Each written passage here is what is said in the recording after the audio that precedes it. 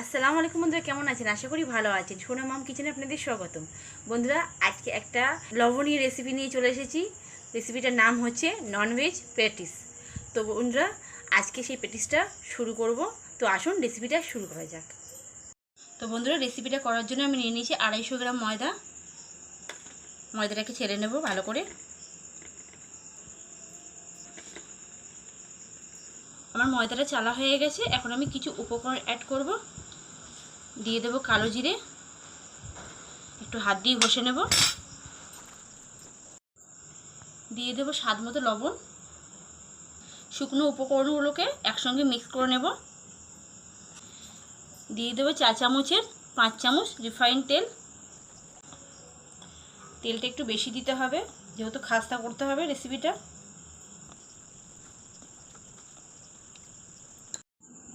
তেল দেওয়া হয়ে গেছে। আমি এখন আটাটাকে খুব ভালো করে তেলের সঙ্গে মিক্স করে নেব। মাখাতে মাখাতে এই পর্যায়ে আমি 1 চামচ চিনি অ্যাড করে দেব ময়দার মধ্যে।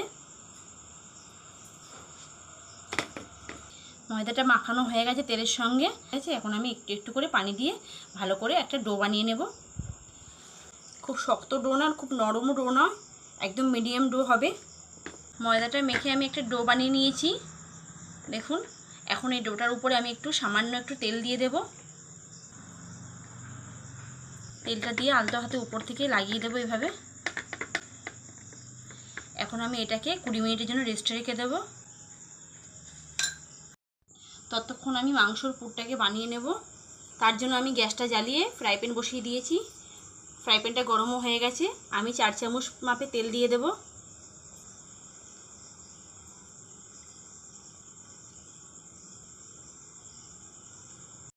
এদিকে আমার তেলটা গরম হয়ে গেছে।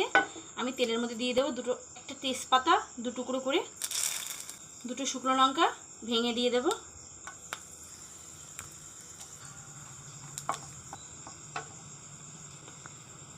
দিয়ে দেব পেঁয়াজ কুচি, 2টো মিডিয়াম সাইজের পেঁয়াজ কুচি রেখে দিয়েছিলাম আমি। পেঁয়াজ কুচিটাকে বাদামি কালার করে ভেজে নেব। পেঁয়াজটাকে আমি বাদামি কালার করে ভেজে নিয়েছি। এই পর্যায়ে আমি দিয়ে দেব কিমা করা মাংসটা। মাংসটাকে আমি খুব ভালো করে ভেজে নিয়েছি। এখন আমি এই পর্যায়ে আদা রসুন পেস্ট দিয়ে দেব 1 চামচ। খুব ভালো করে কষিয়ে নেব মশলাটাকে মাংসের সঙ্গে। দিয়ে দেব স্বাদ মতো লবণ। মাংসটা কষতে কষতে আমি কিছু শুকনো উপকরণ অ্যাড করব। হলুদ গুঁড়ো, লঙ্কা গুঁড়ো, ভালো করে কষিয়ে নেব। সামান্য একটু জল অ্যাড করব।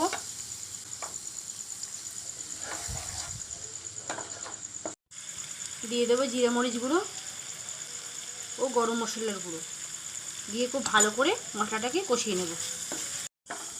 কিমাটাকে ভালো করে কষিয়ে নিয়েছি। এখন আমি এই পর্যায়ে দিয়ে দেব আলু কুচিয়ে রেখে দিয়েছিলাম। আমি 1.5 খানা আলু কুচিয়ে রেখেছিলাম, সেই আলুটাকে দিয়ে দেব। দিয়ে ভালো করে কষিয়ে নেব।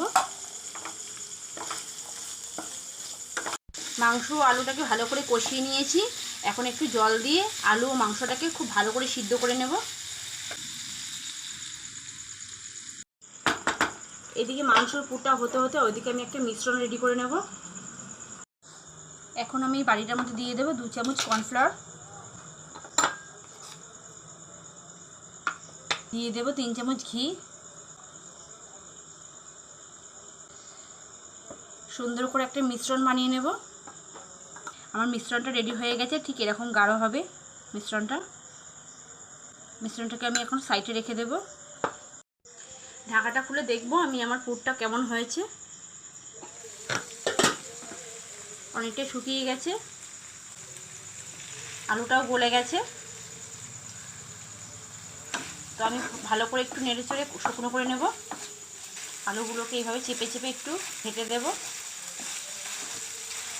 পুরটা একদম শুকনো শুকনো করে নিয়েছি। আমার পুরটা পুরোপুরি কমপ্লিট হয়ে গেছে। আমি এখন গ্যাস থেকে নামিয়ে নেব পুরটাকে আমি একটা প্লেটে নামিয়ে নেব। নামিয়ে খুব ভালো করে ঠান্ডা করে নেব পুরটাকে। আমি 20 মিনিট পরে এসে গেছি। ডোটাকে নিয়ে দেখুন ডোটা কতটা সফট হয়েছে। এখন আমি ডোটাকে ভালো করে মলচিয়ে নেব। ভালো করে মলচানো হয়ে গেছে। এখন আমি একটা পিঁড়ে নিয়ে নিয়েছি, হাত দিয়ে লম্বা করে নেব ডোটাকে। ভালো করে লম্বা করে নিয়েছি। এখন আমি ছুরিটা দিয়ে পিস করে কেটে নেব।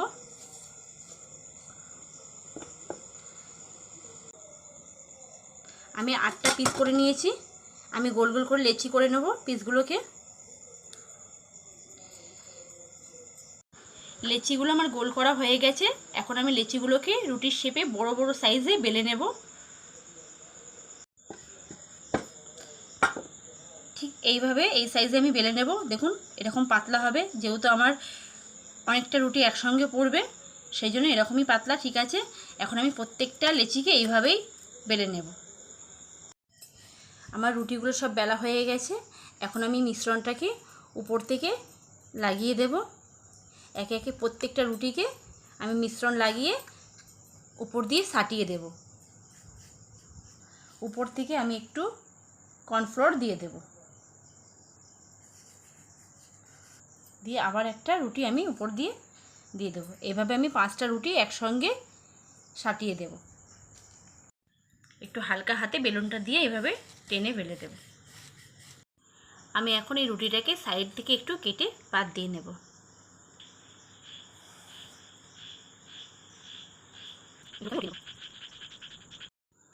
এবার আমি এটাকে মাঝখান থেকে কেটে নেব।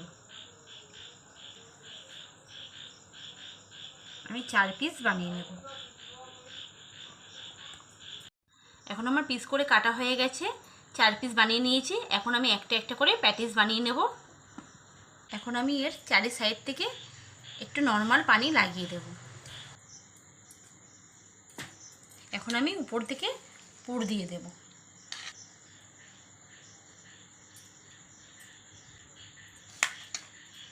এভাবে আমি এটাকে 2 সাইড থেকে ধরে এভাবে ফোল্ড করে দেব। এভাবে জয়েন্টটাকে একসঙ্গে সাটিয়ে দেব। আমি মুখটাকে মুড়বো না, আমি ভিতর থেকে এইভাবে মুড়ে দেব। এইভাবে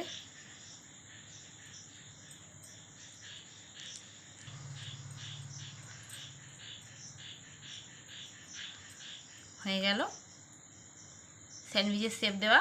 আমি একে একে সবটাকে এইভাবে বানিয়ে নেব। প্যাটিসের শেপগুলো দেওয়া হয়ে গেছে। এখন আমি প্যাটিসগুলোকে ভেজে নেব। তার জন্য আমি গ্যাসটাকেও জ্বালিয়ে দেব। গ্যাস জ্বালিয়ে ফ্রাই প্যানটা বসিয়ে দিয়েছি। ফ্রাই প্যানটা গরম হয়ে গেছে। আমি রিফাইন অয়েল দিয়ে দেব। রিফাইন অয়েলটা হালকা করে গরম করে নেব, খুব বেশি গরম করব না। রিফাইন অয়েলটা হালকা গরম হয়ে গেছে। আমি একটা একটা করে প্যাটিস দিয়ে দেব, দিয়ে ভালো করে এপিট ওপিট করে ভেজে নেব।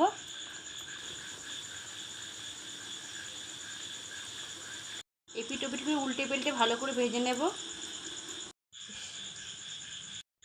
উল্টে পাল্টে ভালো করে ভেজে নিয়েছি। এখন আমি তেলটা ভালো করে ঝরিয়ে নেব। ভাজা হয়ে গেছে, আমি একটা প্লেটে উঠিয়ে নেব।